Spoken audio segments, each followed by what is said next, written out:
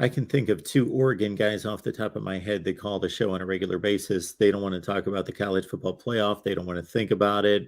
I think partially because of the schedule that lies ahead being so much tougher and thinking, okay, we haven't proven that much yet. This is nice.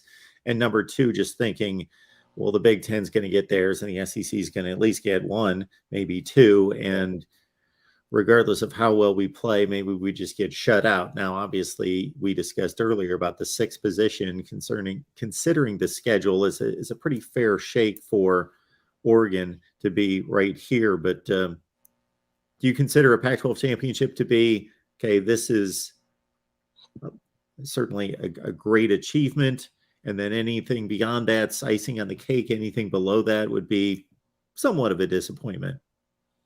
Yeah, it's interesting how to sort of frame the season.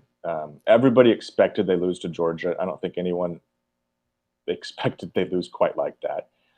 I thought they'd lose a couple conference games. There's now a path to not losing any conference games. They're going to be favored in all these games. I mean, they're a two-score favorite over Washington. They'll probably be, I don't know, 6 to 8 points, I'd bet, over Utah, and Oregon State on the road probably be, again, in the two-score range, I'd guess. If they run the table, win a conference championship, I think people have to be really excited by that outcome. I mean, by the way, Pac-12 is about to be dismantled and turn into whatever it becomes. Oregon would be, if they were able to finish this and go 9-0, the first team since the Pac-12 expanded to actually run the table and go 9-0 in conference play. That's an achievement that would be recognized. And again, there's a chance that other team does it because Pac-12 will be no more. And at least this iteration in a very short time here, very short order. So I think that part you have to be thrilled with.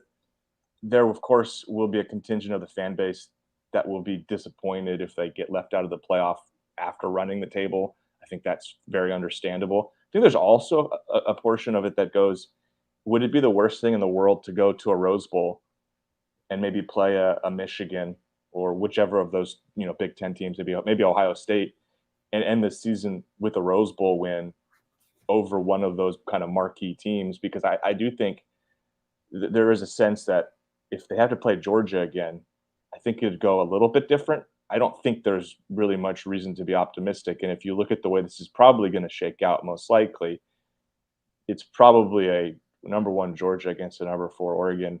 If they do get into the playoff, I think getting to 3 would require a lot of things falling in their favor.